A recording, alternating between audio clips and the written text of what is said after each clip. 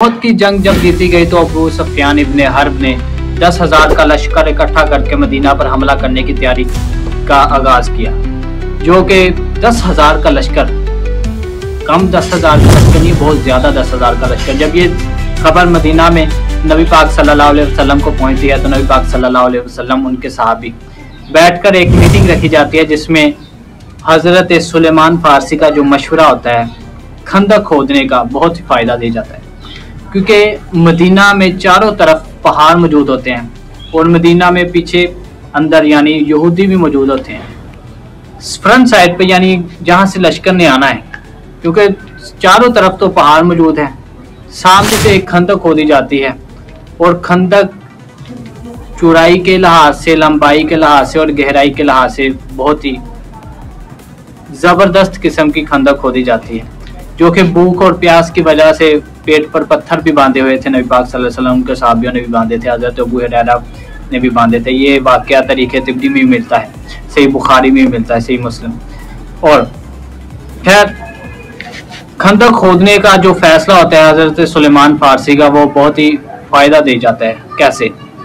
10,000 का लश्कर जैसे ही मदीना में एंट्री करता है तो सामने जब देखते हैं कि इतनी बड़ी खंदक खोदी जाती है, 10,000 का लश्कर उस खंदक को क्रॉस नहीं कर सकता। जब कुछ अरब में से कुछ मुशरिक जो तीर अंदाज आगे आते और मदीना पर हमला करने की कोशिश करते तो नबी पाक सल्लल्लाहु अलैहि वसल्लम उनके साथी उनको आगे बढ़कर फिन्नार कर देते, मार देते।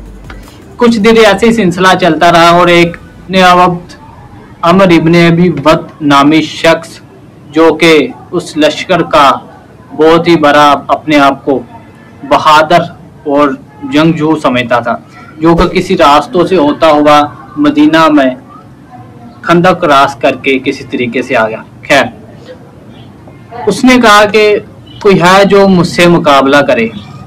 नबी पाक सल्लल्लाहु अलैहि वसल्लम ने अपने सहाबा से कोई है जो इसकी जुबान बंद करे, और मौला अली अमीर अल मोमिनीन अली इब्ने अबी तालिब अलैहिस्सलाम उस जंग के लिए तैयार हुए और उस अमर इब्ने अबद नामी शख्स को फिन्नार कर देते हैं, वासिल जहन्नम कर देते हैं।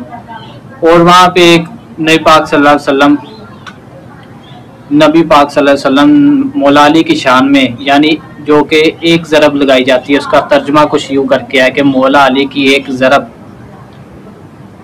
सकलैन की इबादत से अफजल है।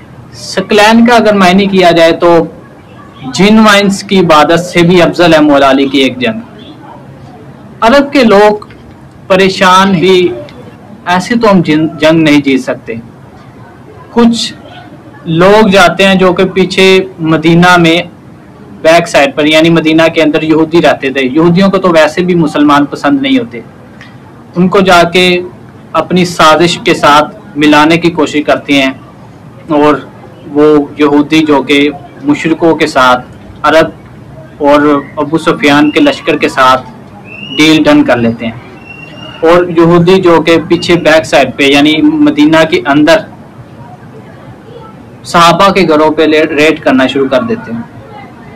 अब मुसलमान जो है वो बैक साइड पर भी, अंदर से भी और सामने से भी फंसे होते हैं कि अभी क्या करें। अब जो यहूदी हैं वो भी मुशरिकों के साथ मिल जाते हैं। इसी कहानी के दौरान एक शख्स की एंट्री होती है और खंदक क्रॉस करके किसी तरीके से वो नबी पाक सल्लल्लाहु अलैहि वसल्लम के पास आता है। वो आके कहता है कि मैं इस्लाम कबूल करता हूँ। जैसे वो इस्लाम कबूल करता है और उनके साहबी और नबी पाक फरमाते हैं क्या कर सकते हो हमारे लिए। वो मदीना में जाता है और यहूदियों को कहता है कि मैं अरब अबू सुफियान बिन हर्ब के लश्कर की तरफ से आया हूँ, यानी और अगर आप पर मुश्किल आई तो वो फौरन ही जंग छोड़कर भाग जाएंगे। जैसे उस शख्स की बातें सुनते हैं तो यहूदी फौरन ही सल्लल्लाहु अलैहि वसल्लम के लश्कर पर हमले के लिए तैयार होते हैं, वो पीछे हट जाते हैं। इसी दौरान कुछ जंग ऐसे ही चलती रहती है और अल्लाह पाक की तरफ से सूरह अहज़ाब में भी ये वाक़या कुछ मौजूद है।